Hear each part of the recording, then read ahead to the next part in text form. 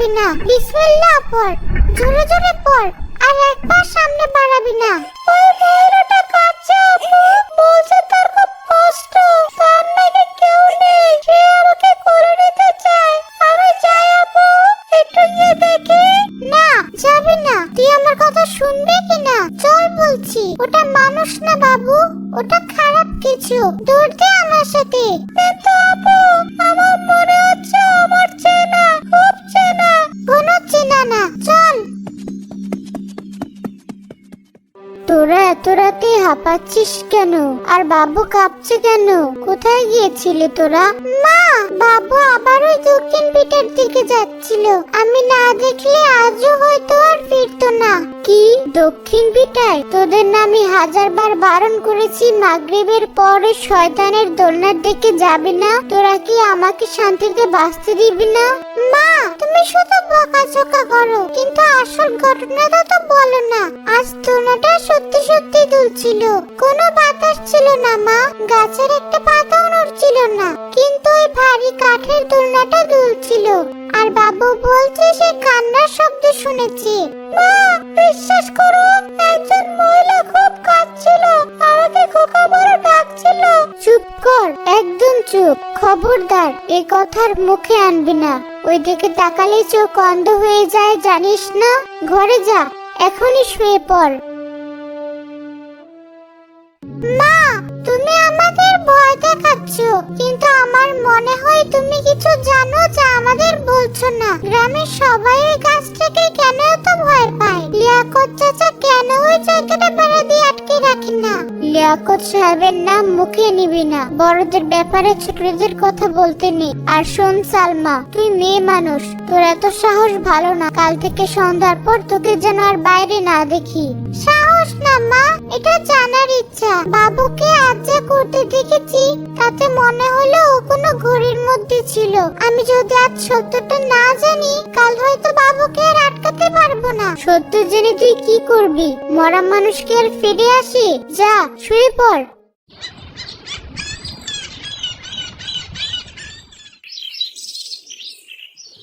শুনেছেন ভাই, কাল রাতে নাকি মাতব্বর বাড়ির পিছনে আবার কান্নার শব্দ শোনা গেছে।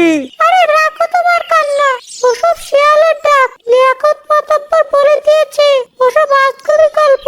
তুমি তো মাতব্বরের চামচা, তুমি তো এমন বলবেই, কিন্তু আমি নিজে শুনেছি। আর সালমা মেয়েটা, কুলসুমের মেয়ে, ও নাকি কাল রাতে ওখান থেকে ওর বাইকে টেনে এনেছে। মেয়েটার সাহস আছে বলতে হবে। বেশি শহর ভালো না মাজিদ ভাই। লিয়াকত মাতব্বর শুনলে কিন্তু খবর আছে, ওই জমি নিয়ে কথা বলা নিষেধ। কেন নিশ্চিত? ওই দোলনাটা কে বানিয়েছিল মনে আছে? সুরজ মিয়া, লিয়াকতের ছোট ভাই। আহা, মানুষটা মাটির মানুষ ছিল, বউটাকে কত ভালোবাসতো। বাদ দাও পুরনো কথা, সুরজ মরেছে, তার বউ মরেছে, এখন সব লিয়াকত সাহেবের। চুপচাপ চা খাও। মজিদ চাচা, একটা কথা জিজ্ঞেস করবো? আরে সালমা মাঝে, বলো কি কথা? সুরজ চাচার বউ মানে জরিনা ফুফু, উনি কিভাবে মারা গিয়েছিলেন? এই মেয়ে, এসব কথা কেন? বাড়ি যাও, মেয়ে মানুষের তো খোঁজ খবর নিতে হয় না। কেরামত চাচা, ধমক দেবেন না, আমি সত্যিটা জানতে চাই। কাল আমার ভাইটা মরতে বসেছিল, আপনারা যদি সত্যিটা না বলেন তাহলে সবার কিন্তু বিপদ। মা, সে অনেক আগের কথা। জরিনা তখন 8 মাসের পোয়াতি। হঠাৎ একদিন খবর এলো সে নাকি গলায় দড়ি দিয়েছে। গলায় দড়ি? কিন্তু আমি তো শুনেছি অন্য কথা। গ্রামের মানুষ কত কথাই বলে, তবে লাশের অবস্থা দেখে অনেকে বলেছিল একটা আত্মহত্যা। ওটা আত্মহত্যা না, আর পেটের বাচ্চাটার কোনো খোঁজ মেলেনি। পেটের বাচ্চার কোনো খোঁজ মেলেনি মানে? মজিদ ভাই, চুপ করো, তুমি কি মরবে? সালমা, তুমি বাড়ি যাও, এসব নিয়ে ঘাটাঘাটি করো না। শাকচুন্নি কিন্তু খুব খারাপ জিনিস, যার পিছে লাগে তার বংশ নির্বংশ করে ছাড়ে। এই সাজু, তোকে বলেছে গরুর গায়ে দিতে, আর তুই এখানে বসে ঝিমোচ্ছিস? না মাতাব্বর সাহেব, ঝিমুচ্ছি না, শরীরটা একটু খারাপ লাগছিল, মাথাটা খুব ঘুরছে সকাল থেকে। শরীর খারাপ, নবাবের বেটা নবাব হয়েছে, ফ্রিতে গিলবি আর শরীর খারাপের বাহানা দিবি? লাঠিটা কোথায়? আজ তোর পিঠের ছাল তুলবো আমি। থামো, ছেলেটা ইতিম আর মেরো না। একে তো খাওয়া পড়া দেই না ঠিক মতো, তার উপর মারধর করলে সৃষ্টিকর্তা সইবে না। তুই চুপ কর মর্জিনা, তোর আশকারা পেয়ে ওর মাথায় উঠেছে। রাস্তার ভিখারিকে তুলে এনে আশ্রয় দিয়েছি, এটাই তো বেশি। সাজু, এখনই গোয়াল করে যা, কাজ শেষ না হলে দুপুরে কোনো ভাত পাবি না। যাচ্ছি সাহেব, যাচ্ছি, আমাকে মারবেন না। আসসালামু আলাইকুম চাচা। ওয়ালাইকুম আসসালাম। কে? ও সালমা, কে মনে করে? মায়ের ওষুধ ফুরিয়েছে নাকি? না চাচা, মর্জিনা চাচির কাছে একটু সুই সুতো নিতে এসেছিলাম। আচ্ছা, নিয়ে যা। আর শোন, তোর মাকে বলবি ছেলেকে সামনে রাখতে। কাল রাতে নাকি ও দক্ষিণ বিটায় গিয়েছিল। জি চাচা, বাবা ভুল করে চলে গিয়েছিল। ভুল করে হোক আর যেভাবেই হোক, ওইদিকে যেন আর কেউ না যায়। ওখানে খারাপ বাতাস আছে, জিনের আসল লাগলে পূজা দিয়েও ছাড়াতে পারবি না। চাচা, জিনভূত তো শুনেছি, কিন্তু ওখানে নাকি কোনো মায়ের আত্মা ঘুরে বেড়ায়। কিসব আবল তাবল বকছিস? যা, তোরে যা, বেশি কথা বলিস না। চাচি, একটা কথা সত্যি করে বলবি? কি কথা মা? তুই আবার কি মতলব নিয়ে এসেছিস? সাজু কি ওর বাবা মা কে ছিল? সাজু তো ইতিম, তোর চাচা ওকে জ্বরের রাতে কুড়িয়ে এনেছিল। বলেছিল ওর মা নাকি পাগল ছিল, রাস্তায় মরে পড়েছিল। তুমি কি সেটা বিশ্বাস করো চাচি? বিশ্বাস অবিশ্বাসের কথা জানি না, তবে ছেলেটা বড় ভালো। তোর চাচা ওকে সহ্য করতে পারে না, সারাদিন খাটাই আর মারি। আমার তো কোনো সন্তান হলো না, তাই ওকে একটু আদর যত্ন করতে চাইলেও পারি না, ভয়ে থাকি। চাচি, সাজুর পিঠে কি কোনো জন্ম দাগ আছে? হ্যাঁ আছে তো, ডাম কাদের নিচে একটা পোড়া দাগের মতো আছে। সুরজ চাচারও কি এমন কোনো দাগ ছিল? তুই কি করে জানলি? সুরজ ভাইয়েরও তো ঠিক একই জায়গায় একটা দাগ ছিল, বংশের দাগ বলে ওটাকে। কিন্তু তুই কি বলতে চাইছিস? আমি কিছু বলছি না চাচি, শুধু মেলাচ্ছি। সাজুর বয়স কত হবে? 15-16? হ্যাঁ, এমনই হবে। জরিনা ফুফু মারা যাওয়ার পর কত বছর হয়েছে? তাও তো 16 বছরই হবে। সালমা, তুই কি বলতে চাস সাজু সুরজ ভাইয়ের ছেলে? আমি এখনো নিশ্চিত না চাচি, তবে আমার মন বলছে ওই দোলনার কান্নার সাথে সাজুর একটা যোগসূত্র আছে। চুপ কর মা, দেয়ালেরও কান আছে। তিনি যদি শোনেন তুই এসব ভাবছিস, তোকে আস্ত রাখবে না। সাজু, একটু দাঁড়া, তোর সাথে কথা আছে। সালমা আপা, এখন না, মাতব্বর সব দেখলে আমাকে খুব মারবে, আমাকে পানি নিতে হবে। আরে দাঁড়া তো, কেউ দেখবে না। সাজু, তুই কি জানিস তোর আসল মা কি? আমি তো জানি আমার মা পাগল ছিল, আমাকে ফেলে মরে গেছে। এটা তো লিয়াকত চাচার কথা। তুই নিজে কি অনুভব করিস? তোর কি কখনো মনে হয় না তোর মা তোকে খুঁজছে? আপা, আমি কাউকে বলি না, তুমিও কাউকে বলবে না, কিন্তু আমি প্রায়ই একটা স্বপ্ন দেখি। কি স্বপ্ন? দেখি আমি একটা কাঠের দোলনায় দুলছি, আর খুব সুন্দর একটা শাড়ি পরা মহিলা আমাকে দোল দিচ্ছে। তার মুখটা দেখতে পাই না, কিন্তু তার হাতে চুড়িগুলোর আওয়াজ খুব পরিষ্কার শুনতে পাই। সত্যি? আর কিছু দেখিস? হ্যাঁ, দেখি আমার খুব শীত করছে, আর ওই মহিলা তার আঁচল দিয়ে আমাকে ঢেকে দিচ্ছে। ঘুম ভাঙলে দেখি আমি কাঁদছিলাম, কেন কাঁদি তাও জানি না। সাজু, আজ রাতে তুই কি আমার সাথে দক্ষিণ পিঠায় যাবি? না আপা, না, মাতব্বর সাহেব বলেছে ওখানে শাকচুন্নি থাকে, ওটা নাকি বাচ্চাদের রক্ত খায়, আমি যাব না। শাকচুন্নি কাদের ভয় দেখায় জানিস? যারা অপরাধী। আর সে তোকে ডাকছে সাজু। কাল বাবু যে ডাক শুনেছি, সেটা আসলে তোর জন্য ছিল। তোর মা তোকে খুঁজছে। আমার মা? আমার মা তো মরে গেছে। তোর মা মরে গিয়েও তোকে পাহারা দিচ্ছে। তুই যদি তোর আসল পরিচয় জানতে চাস, যদি জানতে চাস কেন লিয়াকত চাচা তোকে এত ঘৃণা করে, তাহলে আজ রাতে তোকে আসতেই হবে। তুই কি সারা জীবন গোলাম হয়ে থাকতে চাস? আমি ভয় পাই আপা। আমি থাকবো তোর সাথে, আমার উপর ভরসা আছে তো? আছে। তাহলে রাত 12টার পর যখন সবাই ঘুমাবে, তুই চুপি চুপি পেছনের দরজা দিয়ে বের হয়ে কাঁঠাল গাছের নিচে আসবি। আমি থাকবো সেখানে। বড় নানি, দরজা খোলো, আমি সালমা। এই সন্ধ্যায় কি মনে করে? আয় ভেতরে আয়। নানি, আমার হাতে সময় কম, আমাকে সব সত্যি কথা বলতে হবে। আর তুমি তো সুরজ চাচা আর জরিনা ফুফুকে অনেক কাছ থেকে দেখেছো। পুরনো কথা ঘেটে কি করবি মা? ওসব বলে যা। বলবো না। সাজু কার ছেলে নানি? বলো, সৃষ্টিকর্তার দোহাই লাগে বলো। তুই বড় নাছর বান্দা। সাজু হলো সুরজের রক্ত, জরিনার সন্তান। তাহলে সবাই বলে কেন ওই টিম? লিয়াকত চাচা কেন বলে করিয়ে পাওয়া? লোভ মা, লোভ। সুরজ যখন মারা গেল, লিয়াকত জানতো যদি জরিনার ছেলে হয় তবে সম্পত্তির ভাগ দিতে হবে।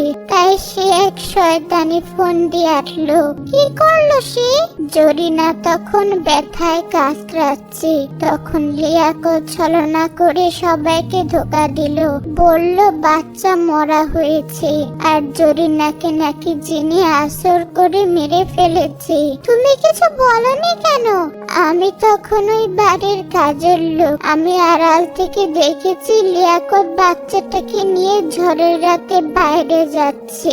আমি ভয়ে চুপ ছিলাম, ভেবেছিলাম মেরে ফেলবে। কিন্তু পরে দেখি কয়েক মাস পর একটা এতিম বাচ্চা কুড়িয়ে এনেছে বলে সাজুকে বাড়িতে তুললো। আমি চিনেছিলাম ওটা সুরজেরই ছেলে, কিন্তু লিয়াকতের ভয়ে মুখ খুলিনি। আমারও তো জানেন মায়া আছে। ছি, মানুষে তো নিচে নামতে পারে। লিয়াকত মানুষ না, ও জানোয়ার। জরিনার অতৃপ্ত আত্মা, তাই আজও ওই গাছের নিচে ঘুরে বেড়ায়। সে তার সন্তানকে খোঁজে। যতদিন সাজু তার মায়ের কোলে না ফিরবে, ততদিন এই অভিশাপ কাটবে না। আজই শেষ হবে নানি, আজই।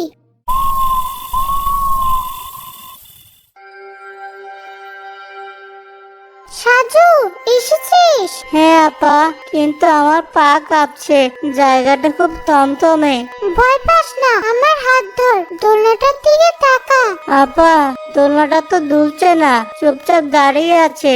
অপেক্ষা কর, মনে মনে তোর মাকে ডাক। মা, ও মা, আমি সাজু, আমি এসেছি। তুমি কোথায়?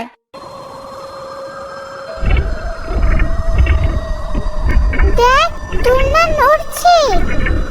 আপা, কেউ যেন দোলনায় বসে দুলছে। এগিয়ে যা সাজু, দোলনার কাছে যা।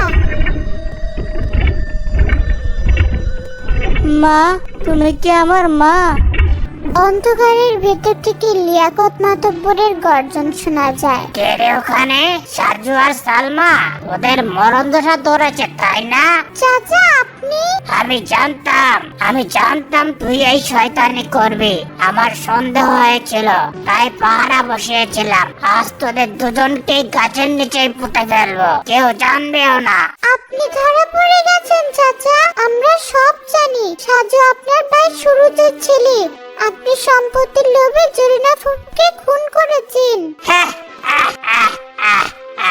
জানলেই বাকি, প্রমাণ কই? এই মাঝরাতে কে আসবে তোদের বাঁচাতে? কালু, তোমার জোর ধর এই দুটোকে, আজ ওদের শেষ রাত। মাতব্বর সাহেব, আমাকে মারবেন না। আমি সম্পত্তি চাই না, আমি কিচ্ছু চাই না, আমাকে ছেড়ে দিন। চুপ কর, তোর বাপের মতো তুই আমাকে জ্বালাচ্ছিস। তোকে বাঁচিয়ে রেখেছিলাম গোলামি করার জন্য, কিন্তু তুই এখন সাপ হয়ে ছবল দিতে আসছিস। তোকে আজ আমি নিজ হাতে মারবো। লিয়াকত একটি মোটা লাঠি নিয়ে সাজুর দিকে তেড়ে যায়। ঠিক সেই মুহূর্তে প্রচন্ড বেগে ঝড় শুরু হয়। গাছের ডালপালা ভেঙে পড়ার উপক্রম হয়। উস্তাদ, বাতাসটা কেমন যেন উল্টা ঘুরছে। উস্তাদ, পালান, এখানে ভালো কিছু নেই। চুপ কর বেতন টিমেরা, ঝড়কে আমি ভয় পাই না। আজ আমি আমি আপদ বিদায় করবই। আমার পেট। সাজু, ভয় পাস না, দেখ তোর মা তোকে বাঁচাতে এসেছি। বাতাসের মধ্যে একটি ছায়ামূর্তি ধীরে ধীরে স্পষ্ট হতে থাকে। তার পরনে সাদা শাড়ি, চুল এলোমেলো। লিয়াকত, তুই আমার সংসার ভেঙেছিস, তুই আমার কোল খালি করেছিস। কে কে তুই? চোরে না, না না, তুই তো মরে গেছিস। শরীর মরে কিন্তু মায়ের আকুতি মরে না পিশাচ। তুই আমার মানিককে আমার কাছ থেকে দূরে সরিয়ে রেখেছিস, তাকে তুই গোয়াল সাফ করিয়েছিস, তাকে তুই পশুর মতো পিটিয়েছিস। আমি সব দেখেছি, আমার বুক ফেটে গেছে, কিন্তু আমি কিচ্ছু করতে পারিনি, কারণ আমার মানিক তার পরিচয় জানতো না। ওরে বাপরে, সবচন্ডি পালা কালু, জানে পালা। আমাকে মাফ করে দে জরিনা, আমি ভুল করেছি। আমি সব সম্পত্তি সাজুকে দিয়ে দেব, আমাকে মারিস না। তোর সম্পত্তি আমি চাই না, আমি চাই তোর বিচার, প্রকৃতির বিচার। তুই আজ সারা জীবনের জন্য পঙ্গু হয়ে থাকবি, ধুকে ধুকে মরবি। খোকা, আমার কাছে আয়, ভয় নেই বাবা, আমি তোর মা। মা, তুমি সত্যি আমার মা? আমি এতিম না? না বাবা, তুই আমার রাজপুত্র। ওই দোলনাটা তোর বাবা তোর জন্য বানিয়েছিল। আমি চেয়েছিলাম তোকে এখানে দোল দেব, কিন্তু সেই সুযোগ পাইনি। মা, ওরা বলে তুমি শাকচুন্নি, তুমি মানুষকে ভয় দেখাও। যারা অন্যায় করে তাদের আমি ভয় দেখাই, কিন্তু তুই তো আমার নারী চিরধন। কাছে আয় বাবা, একবার তোকে ছুঁয়ে দেখি। সাজু ভয়ে ভয়ে এগিয়ে যায়। ছায়ামূর্তিটির হাত সাজুর মাথায় স্পর্শ করতেই তার সব ভয় কেটে যায়। মা, তোমার হাতটা খুব ঠান্ডা, কিন্তু আমার খুব ভালো লাগছে। মনে হচ্ছে আমি অনেকদিন পর বাড়ি ফিরেছি। সালমানা, তুই আমার খোকাকে বাঁচিয়েছিস, তোর ঋণ আমি শোধ করতে পারবো না। তুমি নিশ্চিন্তে যাও ফুফু, সাজুকে আর কেউ কষ্ট দিতে পারবে না। লিয়াকত চাচার বিচার আমরা করব। সাজু, তুই মাথা উঁচু করে বাঁচবি, কারোর দয়ায় বেঁচে থাকিস না। এই মাটি, এই ভিটা সব তোর। ভালো থাকিস বাবা। বাতাস কমে আসে, ছায়ামূর্তিটি মিলিয়ে যায়, দোলনাটি স্থির হয়ে যায়। ওরে বাবা, মরে গেলাম। সাজু, তোর মা শান্তিতে বিদায় নিয়েছি, আর এই লিয়াকত চাচা এখন তার পাপের শাস্তি ভোগ করবে। চল, গ্রামের মানুষকে ডাকি। চলো আপা, আজ আর আমি ভয় পাই না।